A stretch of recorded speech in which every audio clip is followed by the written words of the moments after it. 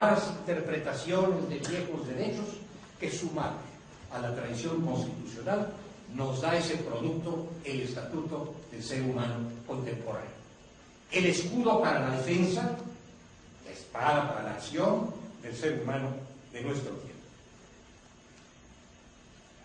Esta aportación del derecho interamericano y más ampliamente del derecho internacional de los derechos humanos debiera ser vista, creo yo, con gran alegría, por lo mucho que aporta, por lo mucho que contribuye, por lo mucho que protege, por lo mucho que defiende y por ser además el producto de una decisión soberana del Estado mexicano, o pongámoslo de otra manera, de la nación mexicana. No quisiera yo incurrir en la ligereza de suponer que la aparición de un derecho internacional de los derechos humanos, con sus elementos, sus jurisdicciones, sus resoluciones, sus tratados, sus sentencias, constituye un arrasamiento de la soberanía o una merma o una atenuación de la soberanía. De ninguna manera aceptaría yo semejante conclusión si se toma en cuenta que este mundo normativo es el producto de la elaboración en la que han participado todos los estados, o muchos de ellos, México también, y su adopción final es el producto de una decisión soberana del Estado mexicano. Si el Estado mexicano no se hubiese erigido en personaje del derecho internacional de los derechos humanos, no estaríamos hablando como lo estamos haciendo, ni tendríamos las aportaciones de esta segunda fuente de libertades, prerrogativas, privilegios o derechos. Todo ello consta en tratados internacionales que hemos contribuido a elaborar, que hemos suscrito, que hemos ratificado.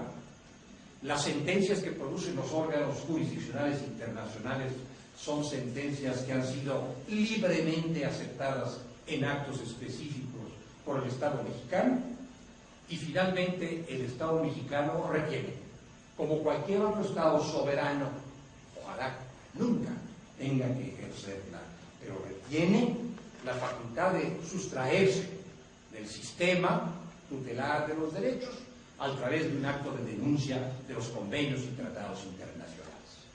No es esto lo que está en nuestra mente, no es esto lo que está en la mente contemporánea de la nación y del Estado mexicano. Lo que quiero simplemente afirmar, y hacerlo con todo énfasis, es que esta segunda vertiente productora de derechos y garantías no es ajena a nuestras decisiones. Al contrario, forma parte, y parte muy importante, de esas decisiones que hemos asumido los mexicanos. Esto nos lleva a un proceso largo, difícil, complejo, que es el proceso de la recepción nacional del orden jurídico internacional. Un proceso que se encuentra modestamente alojado en el artículo 103 de la Constitución, precepto llamado a experimentar reformas importantes, y que se traduce en el tendido de puentes entre el orden internacional y el orden nacional. Quiero subrayar que cada vez que hablo de orden internacional o de derecho internacional o de convenios y tratados, me refiero única y exclusivamente al tema derechos humanos, al orden jurídico internacional en materia de derechos humanos, a los convenios y tratados internacionales a propósito de los derechos humanos. No estoy tratando de aludir, no lo hago, a otros ámbitos de la relación entre el derecho nacional y el derecho internacional, sino solamente al tema específico de los derechos humanos, que tiene características singularísimas que no comparte con otros temas.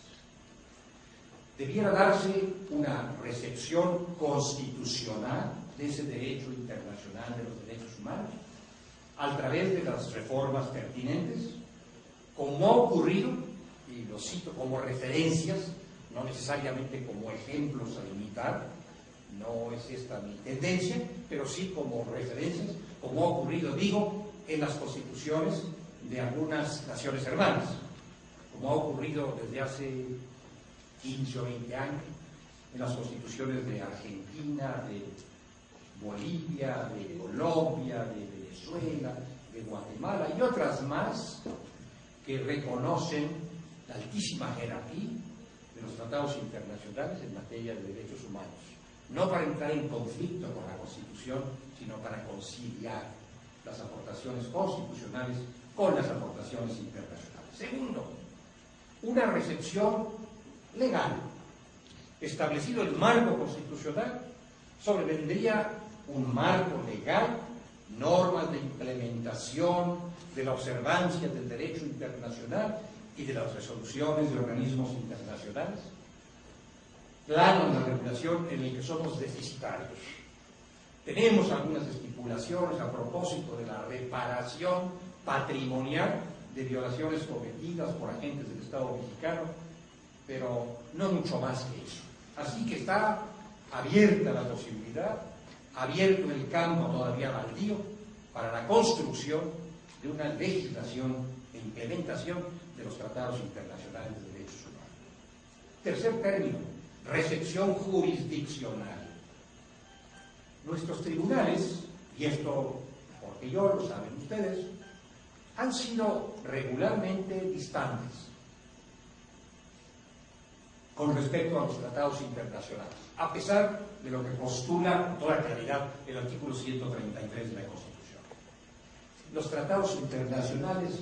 no existen, y si existen no se conocen, y si se conocen no se invocan, y si se invocan no se aplican. Mucho más practicada es la aplicación de tratados internacionales en materia familiar o en materia comercial que en otras materias como esta de los derechos humanos. En distintos países, vuelvo otra vez a usar la referencia, no el ejemplo, la referencia, las cosas no han marchado así. Los altos tribunales, las supremas cortes, las cortes constitucionales, las salas constitucionales de cortes supremas, han acogido, han hecho suya la interpretación de los textos internacionales, asumiendo los criterios de los tribunales internacionales. Nuestra Suprema Corte de Justicia y algunos tribunales colegiados, y quizás algunos tribunales ordinarios, pero esto último no me consta, lo primero sí,